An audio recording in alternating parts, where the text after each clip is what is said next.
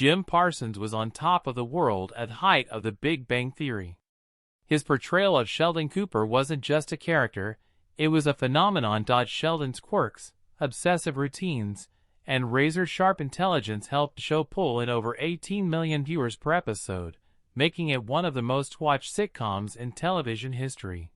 Jim wasn't just a star, he was the star. Forbes even called him the highest-paid television actor in the world, earning $1 million for every episode filmed. But fame and money weren't enough to hold him in place. In 2018, Jim was presented with what seemed like a dream scenario, a $50 million contract to continue playing Sheldon for additional seasons. Most actors would have jumped at the opportunity, but Jim said no. And the reason? It wasn't a scandal. It wasn't a fight with the producers, and it wasn't creative burnout. It was something far darker, far more personal. Summer 2018, a season that should have been routine, turned into a period Jim described as almost cosmic. Between the end of season 11 and the filming of season 12, multiple life events collided in a way that shook him to his core. Everything from personal loss to physical injury happened simultaneously, leaving him questioning the very direction of his life. The first blow was heartbreak. Jim had 2 dogs with his husband, Todd Spewak. These weren't just pets, they were family. One of them, a 14-year-old companion, was nearing the end of its life. At the same time, Jim was performing 8 Broadway shows per week in The Boys in the Band revival in New York City. On top of that, he had traveled back to Los Angeles for filming. The schedule was brutal, and his dog's health was deteriorating fast. Parsons remembers one walk in the park before a commercial shoot. The dog looked terrible. Jim was emotionally exhausted, barely holding it together. Todd reminded him they had commitments. Everyone's schedules revolved around him, and Jim just broke down. He was mourning the life they had shared together for 14 years. Yet, there was no pause, no time to grieve properly. The next day, they made the heartbreaking decision to euthanize their beloved pet at home. But life had no time for pause, and grief wasn't finished with him yet.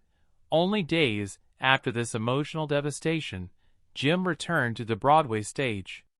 But fate had more challenges in store. During a performance, he fractured his foot badly. An injury that could have ended a career built on precision, timing, and physical mobility. Yet, despite the pain, he powered through every performance. Afterward, in the hospital, reality hit hard. The human body is fragile, Jim realized. Breaks happen without warning. Injuries happen without logic. And here he was nursing a potential career-ending injury in the middle of one of the busiest periods of his life. This wasn't just about physical strain. It was about the fragility of life itself. Jim was 45 years old at the time and had begun thinking about mortality. His father had died at 52 and Jim was out staring down the years doing the math. If he continued on the same path, by the end of a hypothetical season 14, he'd be 47, only 5 years away from the age his father never reached. Parsons is superstitious, he clarified on Apicast, but he referred to it as context. In other words, mortality. The clock, the inevitable finish line that everyone fears but rarely talks about. Would he really want to spend those remaining years on a sound stage wearing the same superhero t-shirts, acting out the same scripted lines day after day? This question haunted him. The answer began to become clear. No, meanwhile, Todd was encouraging him to focus on new creative projects. They had founded That's Wonderful Productions in 2015, a company with potential to produce original content. But Jim was trapped in a whirlwind of commitments, filming 8 episodes of The Big Bang Theory, performing on Broadway, working in Netflix's Hollywood, and fulfilling a commercial contract with Intel. His body and mind were screaming for rest. And the truth hit him, like a ton of bricks. He couldn't give any more of himself to Sheldon Cooper. By August 2018, after a brutal summer, Jim returned to Los Angeles carrying a weight he couldn't shake. He knew what he had to do. One Sunday, he went to Chuck Lorre's house, the co-creator of The Big Bang Theory, and told him he wouldn't sign for seasons 13 and 14. Chuck understood immediately. He was supportive, compassionate, but realistic. Without Sheldon Cooper, there was no how. The title itself referenced Sheldon's work in theoretical physics. And oh, Sheldon, no Big Bang Theory. Chuck didn't throw money at him. He didn't argue. He simply accepted it.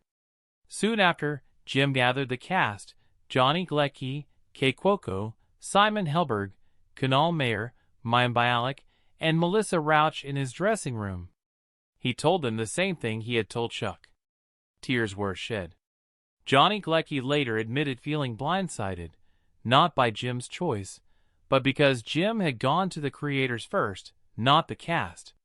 Yet over time, the cast realized that Jim might have been the only one brave enough to speak this truth aloud. CBS and Warner Brothers announced on August 22, 2018, that season 12 would be the show's last.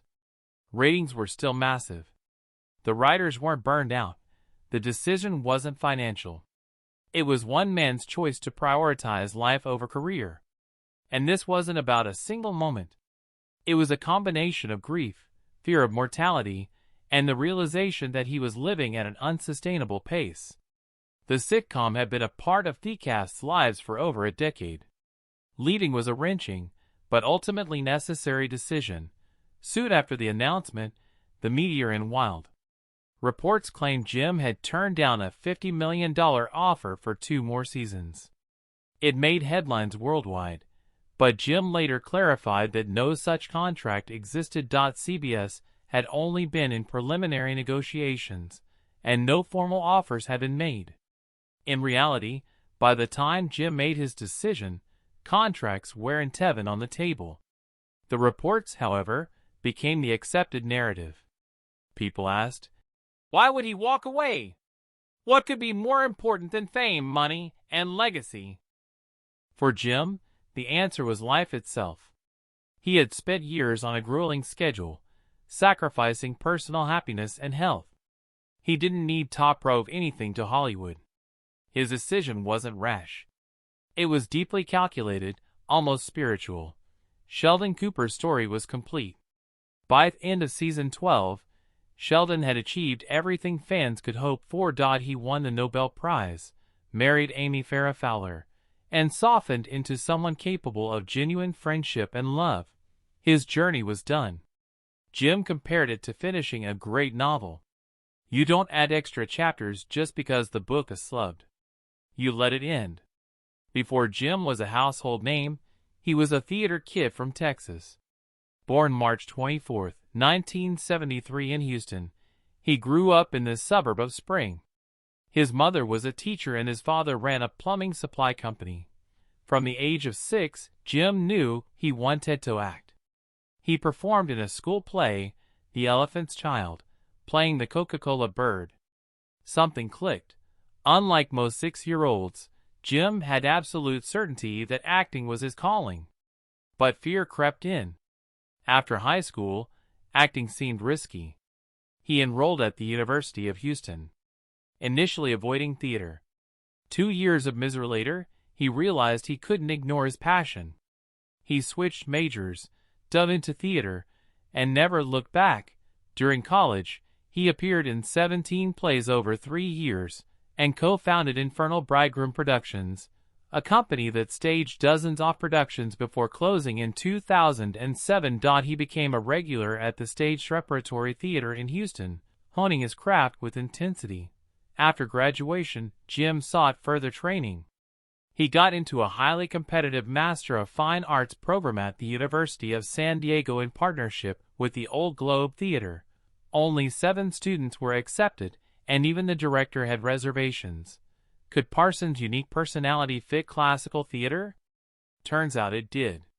By 2001, he moved to New York City, ready to chase his dreams, but New York was harsh.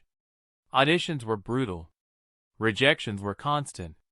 He survived on minor theater roles and commercials. His first TV role came in 2002 on Ed, Small film roles followed Garden State in 2004.